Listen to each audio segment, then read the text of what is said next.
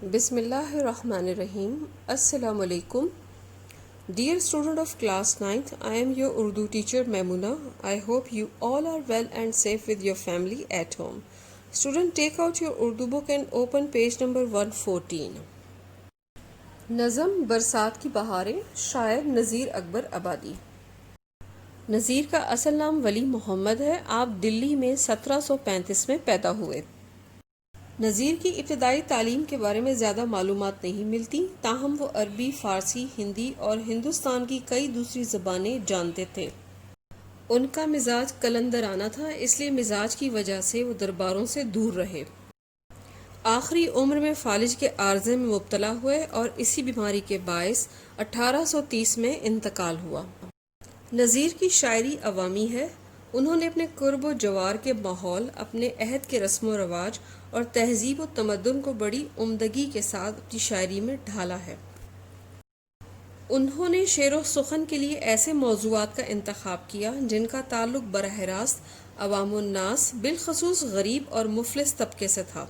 ان کی نظموں میں مناظر فطرت، مذہبی تہوار، سماجی رسوم، میلوں ٹھیلوں، جانوروں، حتیٰ کہ پھلوں اور سبزیوں کا جا بجا ذکر دکھائی دیتا ہے.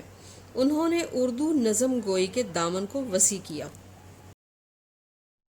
نظم برسات کی بہاریں، اس میں بھی شاعر نے موسم برسات کے شروع ہونے کی منظر کشی کی ہے. اس نظم کی حیت مخمس ہے. آپ کو معلوم ہے کہ مخمس میں 5 مصرعے ہوتے ہیں. پہلا مخمس ہے: اس ہوا میں کیا کیا برسات کی بہاریں، سبزوں کی لہلہاہٹ باغات کی بہاریں، بوندوں کی جھمجھماہٹ قطرات کی بہاریں، ہر بات کے تماشے ہر گھات کی بہاریں، کیا کیا مچی ہیں یارو برسات کی بہاریں. شاعر کہتے ہیں کہ جب موسم برسات شروع ہوتا ہے تو ہوا کی رفتار معمول سے تیز ہوتی ہے، کیونکہ اس ہوا میں بادلوں کی آمد اور موسم برسات کے آغاز کا پیغام پوشیدہ ہوتا ہے. ہوا کے یہ ہلکے ہلکے جھونکے جب چلتے ہیں تو ہر شے خوشی سے سرشار ہو کر جھومنے لگتی ہے. سرسبز و شاداب کھیت لہلہانے لگتے ہیں. باغات میں پیڑ اور پودے بھی مست ہو کر جھومتے نظر آتے ہیں. آسمان پر کالی گھٹا چھاتے ہی بارش شروع ہو جاتی ہے اور ننھے ننھے قطرے خشک زمین پر گرنے لگتے ہیں. رم جھم برستی بارش کے قطرے جب جھمجھماتے ہیں تو بالکل لگتا ہے کہ جیسے آسمان سے لڑی ٹوٹ گئی ہو. شاعر کہتے ہیں کہ بارش کے اس تسلسل نے ہر طرف حسین و دل فریب نظارے بکھیر دیے ہیں جو آنکھوں کو بہت بھلے معلوم ہوتے ہیں. ہر طرف بکھرا ہوا سبزہ اسی برسنے والے مینگ کی وجہ سے تر و تازہ ہو کر نکھر گیا ہے. یوں محسوس ہوتا ہے کہ برسات کے آتے ہی بہار جیسی چہل پہل ہر سو پھیل گئی ہو. مخمس نمبر 2: بادل ہوا کے اوپر ہو مست چھا رہے ہیں، جھڑیوں کی مستیوں سے دھومیں مچا رہے ہیں، پڑتے ہیں پانی ہر جا جل تھل بنا رہے ہیں، گلزار بھیگتے ہیں سبزے نہا رہے ہیں، کیا کیا مچی ہیں یارو برسات کی بہاریں. شاعر کہتے ہیں کہ موسم برسات کی آمد ہے اور ہوا تیز چل رہی ہے اور اپنے ساتھ بادلوں کو بھی اڑائے لا رہی ہے. ایسے محسوس ہوتا ہے کہ یہ بادل ہوا کے دوش پر سوار ہو کر آسمان پر بکھرتے جا رہے ہیں. بادلوں کی یہ فوج آہستہ آہستہ فلک پر چھا رہی ہے. برسات کا موسم اپنے ساتھ بارشوں کا نہ ختم ہونے والا سلسلہ لاتا ہے. رم جھم کرتی بارش ہر جگہ جل تھل کر رہی ہے. یوں لگتا ہے آسمان سے برستا پانی ہر ایک کی پیاس بجھا رہا ہو. جو شدت گرمی سے مرجھا گئے تھے، اس بارش نے ان کی تشنگی دور کر دی. وہ تر و تازہ ہو کر جھوم اٹھے ہیں. باغات اور کھیت گرد سے اٹے ہوئے تھے اور گرمی کی شدت سے مرجھائے ہوئے تھے. بارش کے شروع ہوتے ہی تمام باغات کے پودے اور کھیتوں کا سبزہ سرسبز و شاداب ہو گیا. بارش کے سلسلے نے برسات کی بہاریں ہر سو پھیلا دی ہیں. مخمس نمبر 3: ہر جا بچھا رہا ہے سبزہ ہرے بچھونے، قدرت کے بچھ رہے ہیں ہر جا ہرے بچھونے، جنگلوں میں ہو رہے ہیں پیدا ہرے بچھونے، بچھوا دیے حق نے کیا کیا ہرے بچھونے، کیا کیا مچی ہیں یارو برسات کی بہاریں. شاعر کہتے ہیں کہ موسم برسات کے شروع ہوتے ہی ہر جگہ سبزہ ہی سبزہ ہے. جہاں تک نظر جاتی ہے ہریالی ہی ہریالی دکھائی دیتی ہے. یوں محسوس ہوتا ہے جیسے زمین پر ہرے رنگ کی چادر بچھا دی گئی ہو۔ یہ خوبصورت نظارے دیکھ کر بے اختیار زبان سے سبحان اللہ کا ورد شروع ہوتا ہے۔ رب کائنات کی شان ہے جس نے یہ موسم بنایا۔ برسات کے شروع ہوتے ہی جنگلات پھر سے ہرے بھرے ہو گئے، ہر طرف چہل پہل ہے، ایسا لگتا ہے برسات کے موسم میں بہار پلٹ آئی ہو۔ یہ اللہ تعالیٰ کی قدرت ہے کہ اس خاکی زمین پر اس نے سبز رنگ کا فرش بچھا دیا۔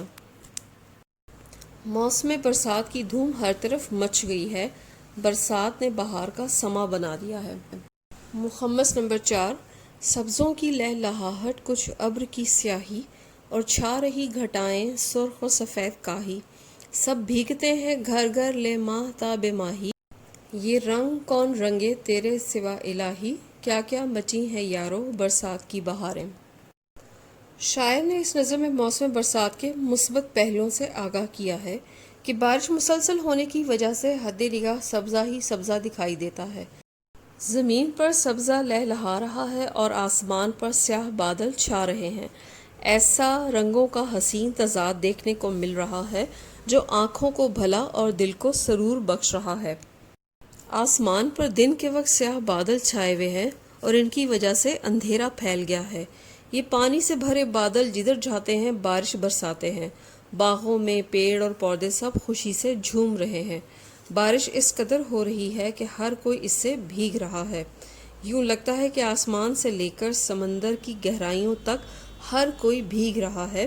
شاعر نے بارش کے نہ ختم ہونے والے سلسلے کو بیان کرنے کے لیے مبالغہ آرائی سے کام لیا ہے کہ بارش اس قدر ہو رہی ہے کہ چاند بھی اس بارش میں بھیگ رہا ہے اور سمندر اور دریاؤں میں تیرنے والی مچھلیاں بھی بارش سے بھیگ رہی ہیں۔